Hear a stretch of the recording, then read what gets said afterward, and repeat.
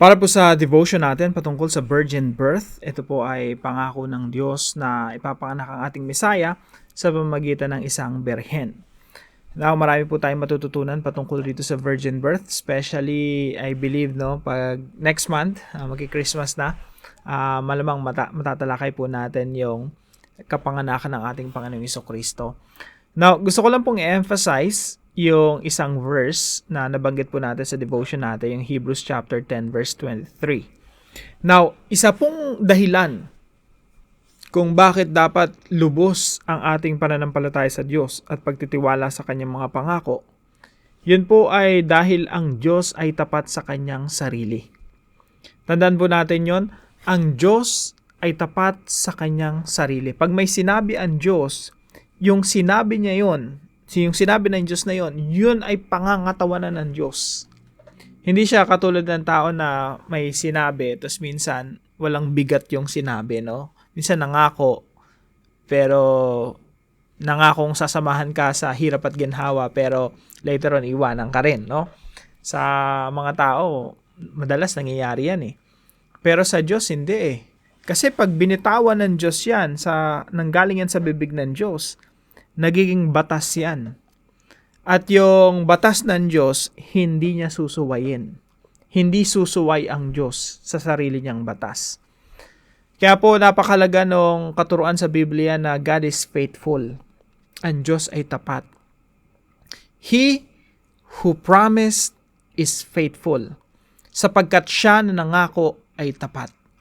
Yan po yung isang mabigat na kadahilanan kung bakit dapat nating panghawakan yung salita ng Diyos. So pag nagbabasa po tayo ng Biblia, makakita po tayo ng mga principles. Ganito po, pag nagbabasa tayo ng Bible, lagi nating tinatanong, sino si Lord sa binabasa ko? Ano yung inihahayag ng Diyos patungkol sa kanyang sarili? Ano yung inihahayag ng Biblia patungkol sa tao? Sino tayo according to the Bible? Meron ba rito sa binabasa ko na kautusan na dapat kong sundin? Meron ba dito sa binabasa ko na mga pangako na dapat kong panghawakan? Meron ba dito mga katuruan o mga prinsipyo na dapat kong paniwalaan? So, laging ganun pag nagbabasa tayo ng Bible. Now, pag may nakikita tayong mga principle sa Bible or pangako ng Diyos, talagang pwede mo talagang sandigan, no? Pwede mo talagang panampalatayahan. Bakit po? Kasi yung Diyos ay tapat sa kanyang sarili. Hindi ipapahiya ng Diyos yung kanyang sarili o yung kanyang mga salita. Kung meron mang may palabra de honor, si Lord yon. Yung God honors His own word. Pag tinignan niyo po yung mga promises sa Bible, in fact, meron ngang covenant ang Diyos kay Abraham. At pag binasa niyo po yon, nung unang panahon po kasi, alam niyo po ba kung bakit merong mga pinapatay na mga hayop, no? Tapos hinihiwa-hiwa, china-chop-chop yung mga hayop pag meron silang mga kasunduan. At nung unang panahon, pag ikaw nakipagkasundo sa isang tao, meron kayong hayop na chop-chopin, no? Tapos ang implication nun, kung sino man ang hindi sumunod sa usapan natin, nawa mangyari sa iyo yung ginawa dito sa hayop na to. Yung nangyari dito sa hayop na to. Kumbaga, maging kaparusahan yan sa iyo. No, na maging katulad ka ng hayop na ito na pinagputol-putol, pinagpira-piraso. Now, meron pong pagkakataon na nakipagkasundo ang Diyos kay Abraham. At usually po kasi, yung gumawa ng kasunduan, sila yung dadaan doon. Doon sa mga pinagpira-piraso, kumbaga lalakad ka doon. Pero doon sa kasunduan ng Diyos tsaka ni Abraham, yung Diyos yung lumakad doon sa pinagpira-pirasong mga dismembered parts of the sacrifice, the animals.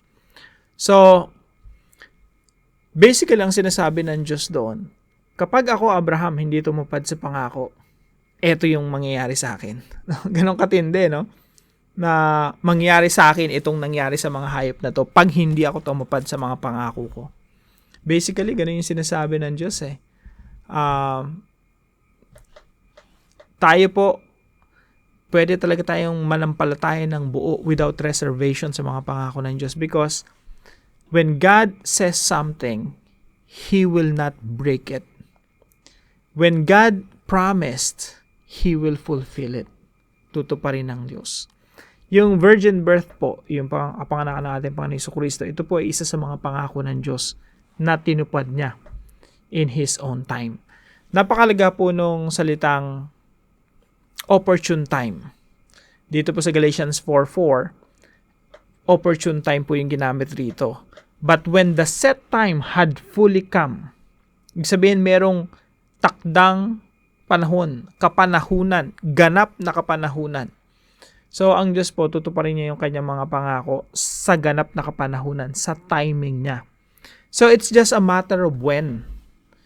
Hindi to, this is not a matter of if Lord, tutuparin mo ba yung mga pangako mo? Lord, tutuparin mo ba yung mga sinabi mo sa banal na kasulatan? It's not a matter of if. It's a matter of when. Kasi for sure, tutuparin ng Diyos yung kanyang mga pangako.